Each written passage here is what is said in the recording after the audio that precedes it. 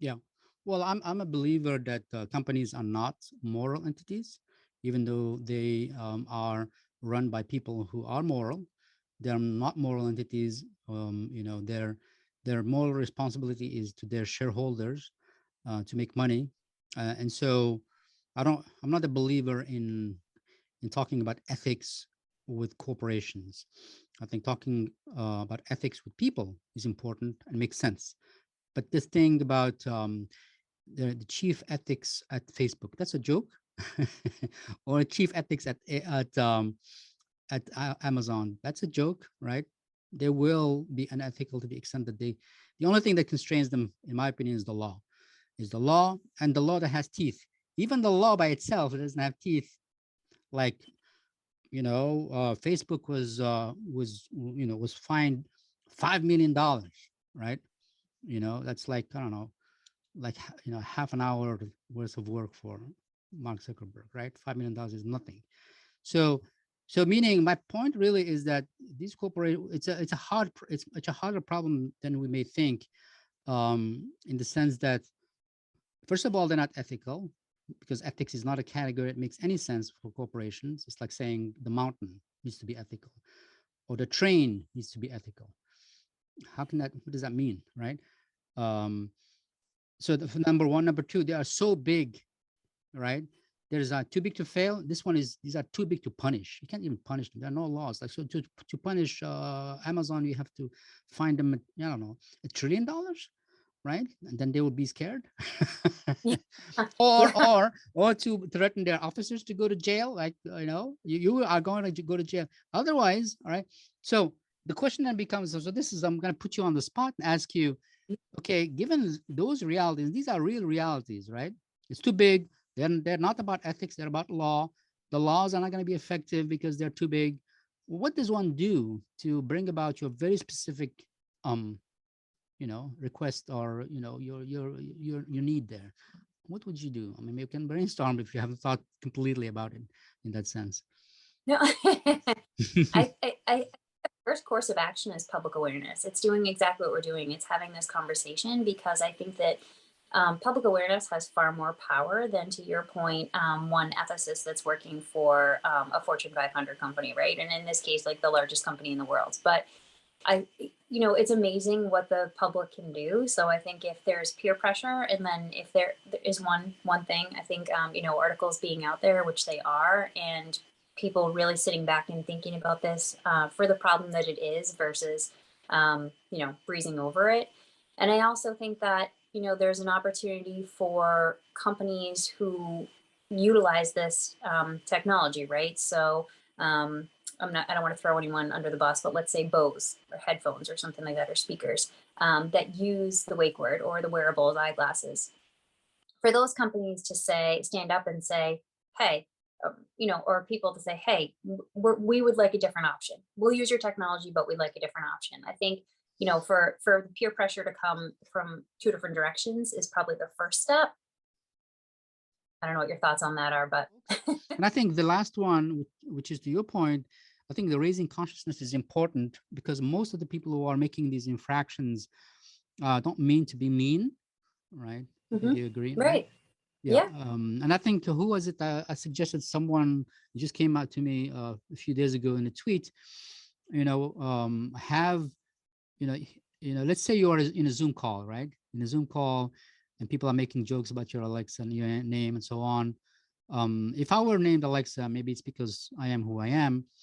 I'll be fine with it, and I'll just play along, and we'll have the meeting. But at the end, not the end, after the call, I'll send an email to everyone, and I'll tell them, by the way, this is my name. I know you don't mean to be nasty, so forth. I'd like you to go and visit this website. It's a big deal. Now you have 7 people who are also their consciousness has risen. Those 7 people have connections, and they may spread the word, because again, if you leverage the goodwill of people, and 99% of people are good people, if you leverage that could go somewhere, in my opinion. Anyway, talking too much again.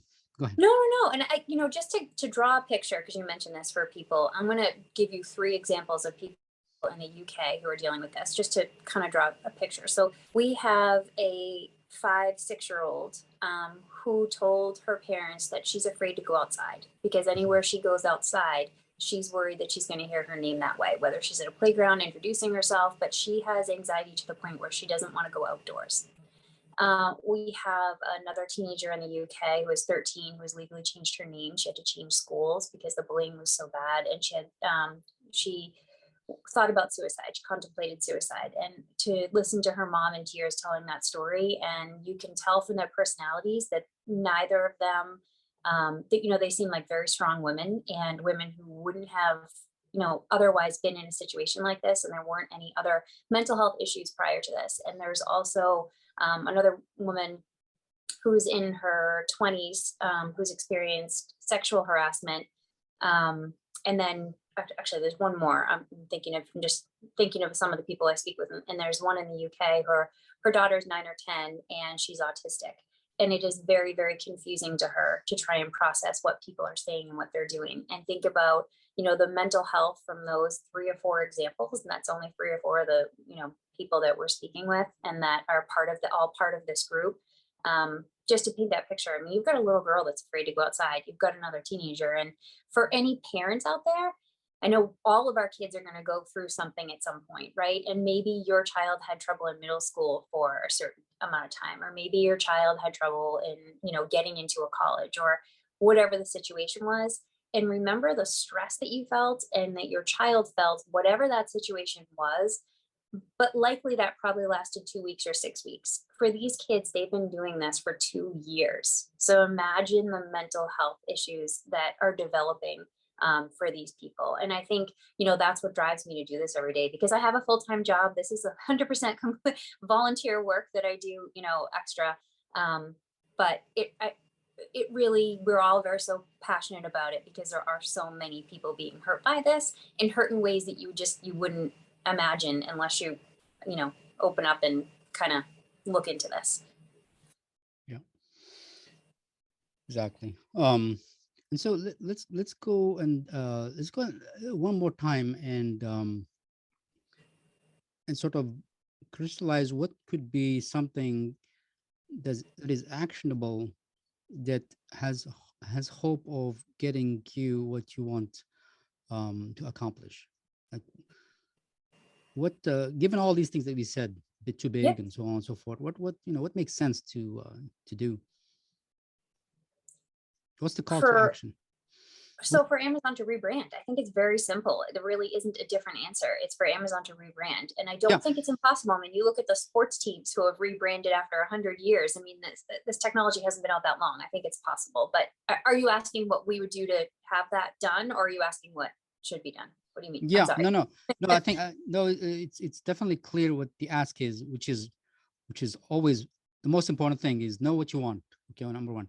Number two, how to make that happen is my question. Given what we've said, all these, they're too big, they don't care. Even if the law passes, they will just flout it and pay the fine. How about the ding on their brand? They don't care because most people will just they'll feel sorry for you and then they move on because they have things to do. So all these things that sort of make this problem it's a well-defined problem, but how do we solve this problem? How do we make them do the right thing is my question.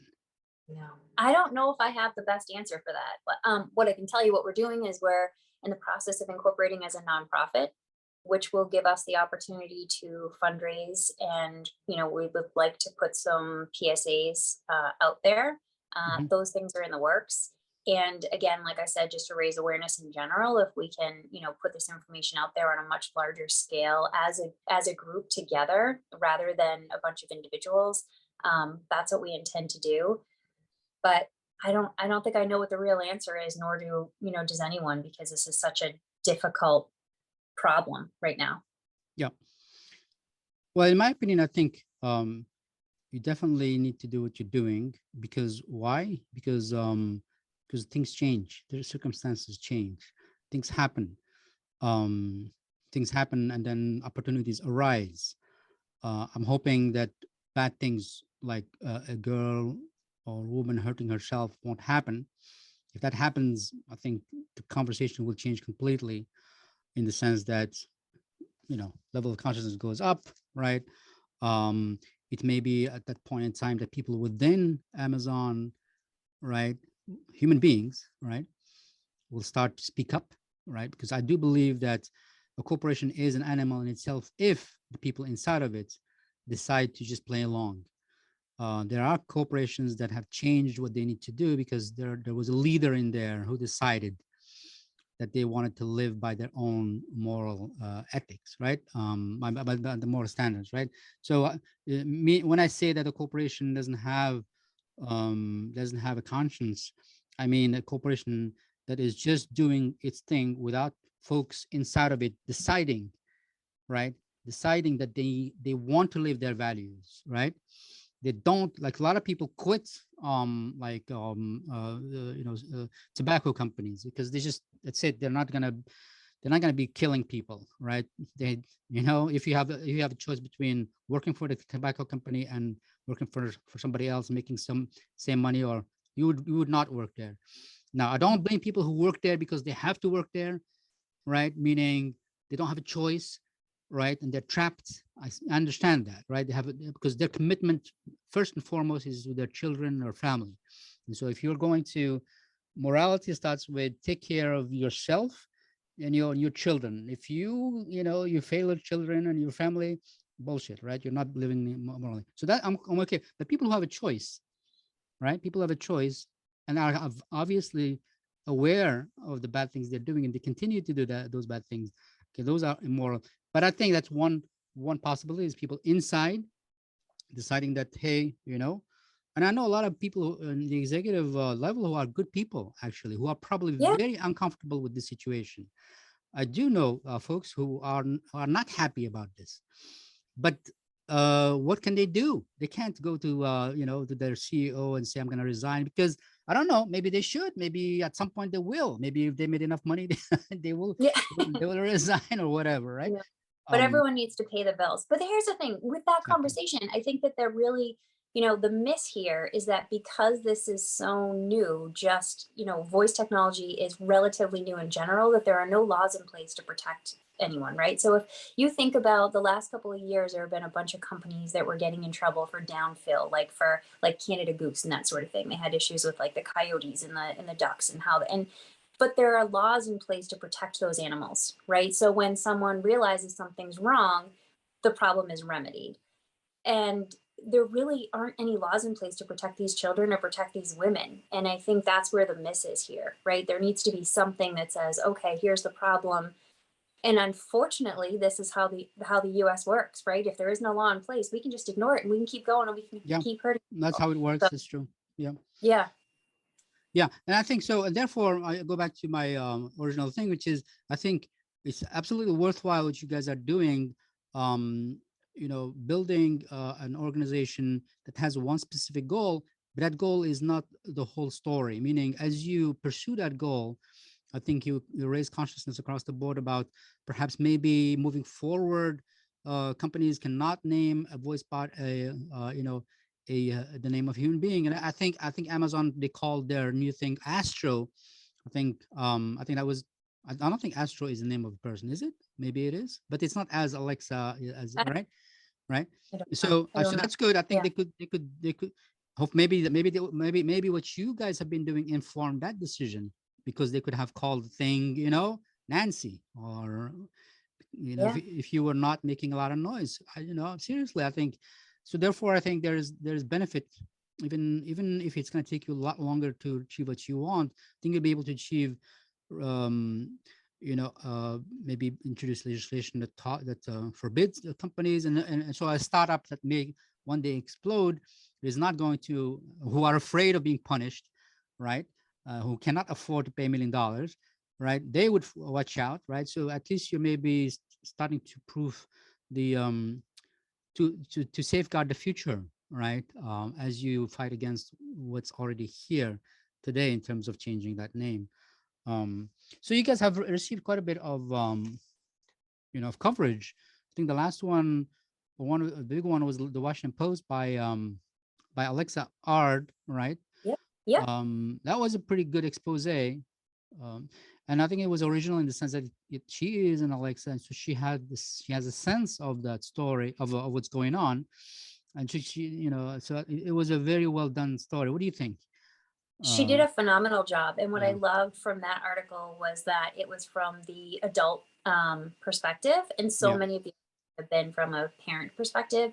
And I love that she took, the, I guess, angle you'd call it, of the women who have experienced this. But it was it was phenomenal. No, I think it was really well done.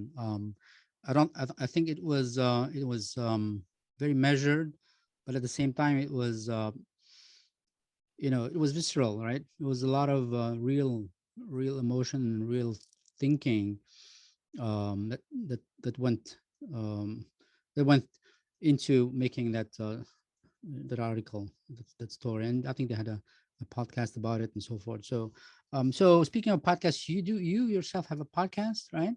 Yeah, I do. It is called Wake Up, The Truth About Alexa, which the wake up is kind of a fun play on a wake word there. But yes, and so, we begin interviewing people that have experienced this and then really opened it up to professionals within different fields to get professional opinion. So it may be an ethicist or someone who works within AI or someone in psychology, but someone that can give us good perspective from their particular field. So yeah, it's been a great opportunity, and I think because we do for the most part a video version as well, it's really impactful to be able to see the people who are actually affected by this, and to see the emotion behind this is it's good. It's been great. Yeah, and I think you've invited technologists, right? So you're not like Yep. technologist phobic, right? Yeah. No, yeah. I mean, yeah. You've talking to folks who do things in technology, and you don't see like a black and white where technologists on this side and you guys on that side, because I think there's a lot of folks technology who are really concerned about this, right? I, Definitely not. And one of my guests joked that he goes, "You get street credit for that because you're not bashing technology or AI or the voice community at all." And I said, so I laughed. I said, "No, that's not it at all. I fully support that. I mean, I use voice technology in my own life. It's not that at all. It's just simply the human name. That's all." So I actually love having people within technology. I've had people, who do coding, people who work in voice tech, and it only helps the conversation. I think, it's amazing. I love having them on. yeah. Um, I think the strategy probably is multi-pronged, right? So you have raising consciousness, right? Organizing and making sure that these perhaps the engaging legislators, right? So I think you guys are doing important things, and so I'm totally behind what you guys are doing. Where should people go to find out more about what you do as an organization? So the best place is iamalexa.org. Pretty simple web address there, but iamalexa.org. I think most of your information is going to be there, and you can contact any of us if you have particular questions. And if anyone wanted to be a podcast guest, we'd love to hear from you. So yeah, that's about it. Perfect. And you have social media presence. They can find out about that in your website, right? We do, exactly. Yep. Instagram, Twitter, Facebook, we're everywhere. So feel free to reach us whatever way you feel most comfortable. But Amit, thank you so much for having me on. I am like genuinely thank you so much. Oh, of course, of course. Thank you for making the time to speak with me.